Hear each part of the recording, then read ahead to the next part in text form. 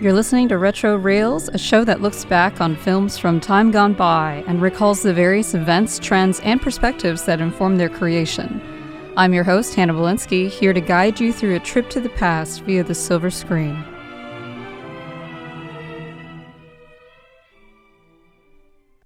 There's a reason I've been torturing myself by deliberately watching movies that play into stereotypes about Asian women. It's because all roads lead back to a certain opera called Madame Butterfly, composed by Giacomo Puccini, one of the most well-known and successful Italian opera composers after Giuseppe Verdi. And I have to confess, I have never seen it, so I felt obligated to educate myself about it. The story goes like this. American naval officer Pinkerton is posted up in Japan, doing the whole girl in every port thing that's so typical of sailors, except this time he's taking it to the next level and getting himself a house and a bride, a 15-year-old bride by the name of Cho-Cho-san, or Butterfly. Although Butterfly believes this is the real deal, Pinkerton was never serious about the commitment, and not long after the wedding and the consummation of their marriage, he hits the road, with pretty much no intent to ever return. Poor Butterfly remains convinced he'll come back one day. Eventually, he does, but with his real American wife in tow, and intending to take the son Butterfly had by Pinkerton back to the United States. When Butterfly realizes this, she gives up the kid and kills herself. So, it's an Italian opera based on an American naval officer who marries, then quickly abandons a Japanese girl. Sounds bizarre, doesn't it? To be fair, a lot of operas can be a bit bizarre, but they're usually also a bit surreal or fantastical or absurd in addition to that. Madame Butterfly's story is technically pretty straightforward and is based on humans doing human things, so what's weird about it is it seems to be purely an exercise in cruelty for cruelty's sake. Puccini is guilty of writing similarly melodramatic operas though, namely La Bohème and Tosca, so I guess this is par for the course for him. Maybe it's just that I haven't seen enough operas in general, because they do tend to be kind of bizarre by and large. I should amend my statement and just say, what a bizarre premise for a story, period. Even though it is the source of this harmful stereotype that has been perpetuated for literally over 100 years now, I can appreciate Madame Butterfly simply for what it is. Opera is supposed to be, first and foremost, a feat in musical composition and extravagant production. It's a maximalist art form that combines music, drama, poetry, and spectacle. It's supposed to be kind of weird and over the top, or at least I'm pretty sure that's what opera is all about, because I've never had the opportunity to see a performance myself. The thing about opera is it has always been associated with the elites. It was a place for them to go and rub elbows, to flaunt their status, and to network with other rich people. It's not that the common rabble didn't go to the opera house. They did. They just couldn't go to every performance, and they couldn't afford the good seats. And although opera is nowadays more accessible than ever, it doesn't have the kind of mass appeal it used to anymore. The modern movie, concert, or even party scratches the same sort of itch that opera used to scratch during its heyday in the 1600s through to the 1800s. That's another reason why it has declined in popularity. There are so many other forms of entertainment now that the vast majority of people probably don't even consider it when they're looking for something to do on the weekend. I don't think I know anyone, actually, who has ever attended an opera. It's become kind of a niche interest, mainly for the true music and theater nerds. At the same time, though, it's very deeply embedded in popular culture. The music, especially, is just that memorable. If you don't recognize this,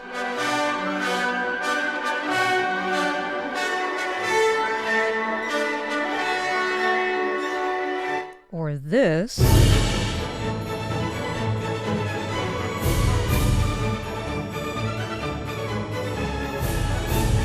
or this,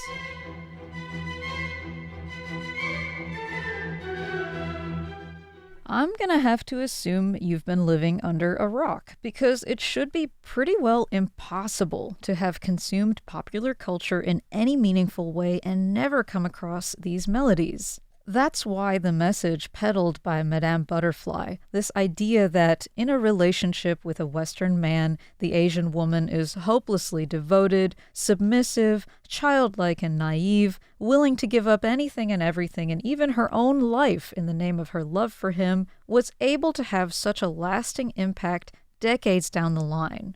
That is the power of opera. It must be said, though, that Puccini isn't entirely to blame. The funny thing about Madame Butterfly, about Sayonara, and about the world of Suzie Wong, all of these were adapted from stories written by white authors. A British fella named Richard Mason wrote The World of Suzie Wong based on his experience staying at a hotel observing the lives of prostitutes in Hong Kong in 1956.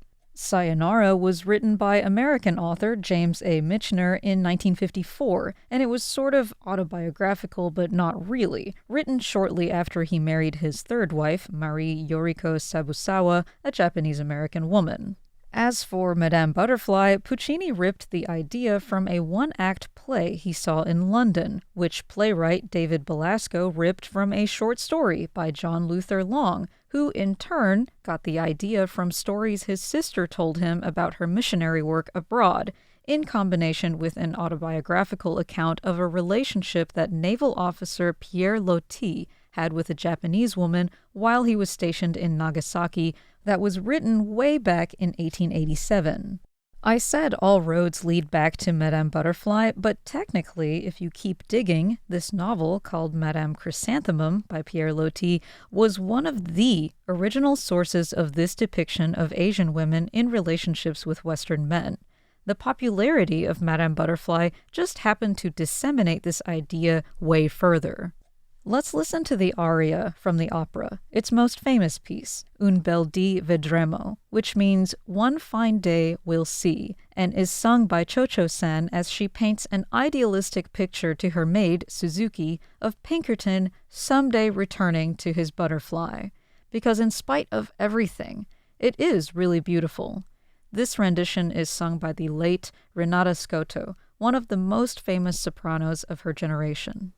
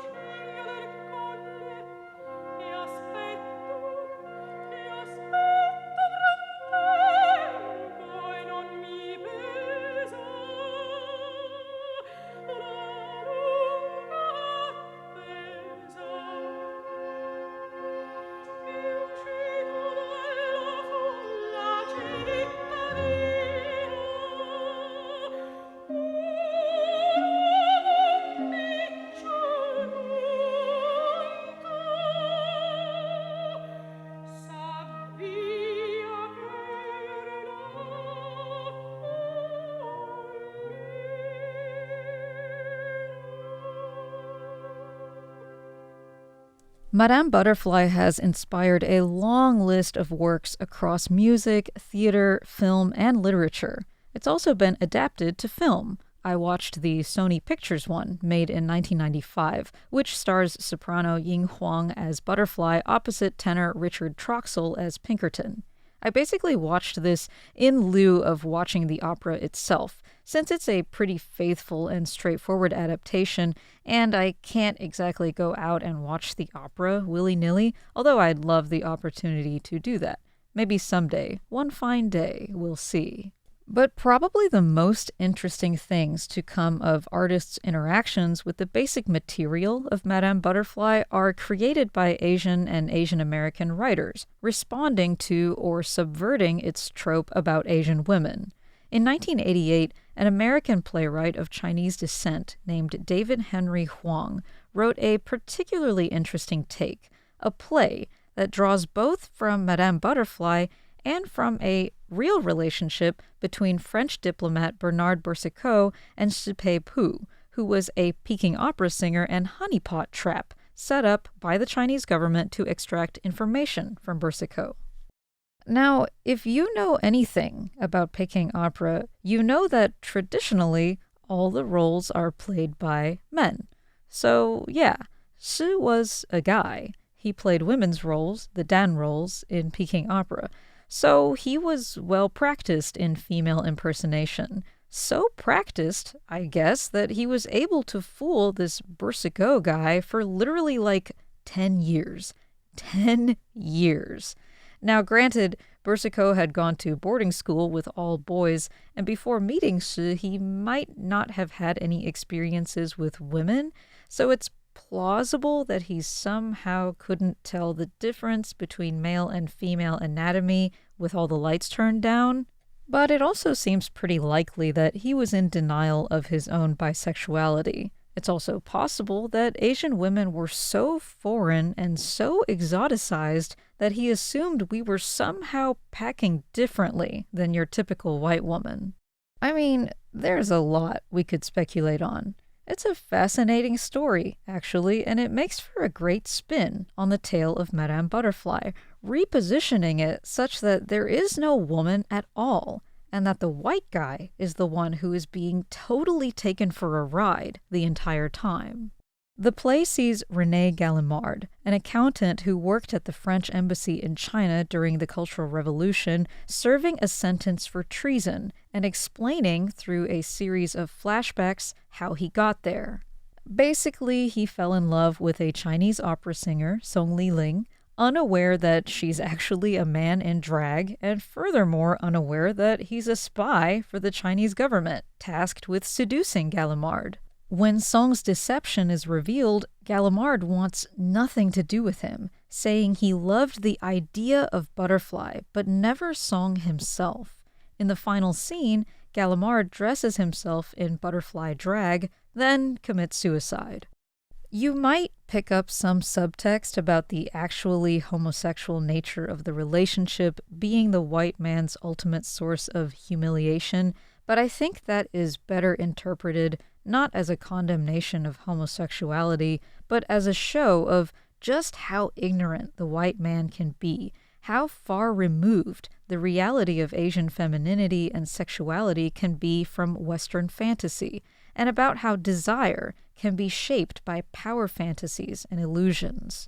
The humiliation comes not from having loved a man, but from having loved a complete lie, just because it happened to prop up his ego, just so. Unfortunately, this aspect of the story isn't handled quite as well in the 1988 film adaptation of M. Butterfly. The play benefits from its format, the fact that theater can be a lot more conceptual and symbolic, whereas film must play out the action as a more traditional narrative. So much of the nuance is lost from making it into a movie, although it does attempt to paint a reasonably good picture of how the normally timid, boring, and fastidious Gallimard is empowered by his role in his relationship with Song as that of the dominator, the teacher, the possessor of this innocent, naive, and exotic object that Song represents to him. He gets so caught up in the fantasy, in the image that he has constructed of himself as the guy who has all the right answers, that he manages to destroy his career, his marriage, and his reputation. It's just too bad the movie is so generally mediocre and such a waste of leading man Jeremy Irons' talents. Not to mention John Lone as Song Liling is never at any point a convincing female illusion. You can clock him from the second he first shows up on screen. It's simply not believable that Gallimard can't tell this person is not a woman, especially when Song starts to speak. So the twist, the big reveal that Song is a man, just fails to have any sort of impact on the viewer. You can see it coming from about 1,000,000 miles away.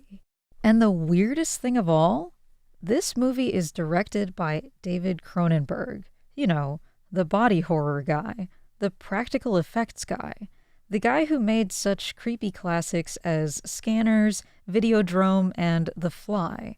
Cronenberg himself admits that making M. Butterfly was a sellout moment for him, something he took on just to try and prove he had some versatility and the ability to make more respectable, artsy films, and not just horror and sci-fi adjacent stuff. The movie was a total flop, though, so I don't think he proved much in that regard. Song's character says it best just a few minutes into their first meeting when criticizing the stereotypes reinforced by Madame Butterfly in a conversation with Gallimard. The point is, it's the music, not the story. And yeah, at the end of the day, that's really what it's all about. So skip these movies. Go and see the opera. These days, many contemporary performances of Madame Butterfly tend to reinterpret the material and present its tropes in a more critical and self-aware fashion, while still retaining all of the elements that make the story what it is and always has been. But the most important thing is just enjoying the music and educating yourself, too, about the origins of these stereotypes that still color the way some people see Asian women to this day. Because learning where something comes from removes a lot of its power. And with that, thank God I can leave this all behind me.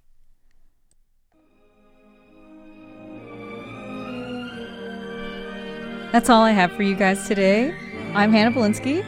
Thank you for tuning in to Retro Reels, and I hope you'll join me again next time on another look back on the way things were.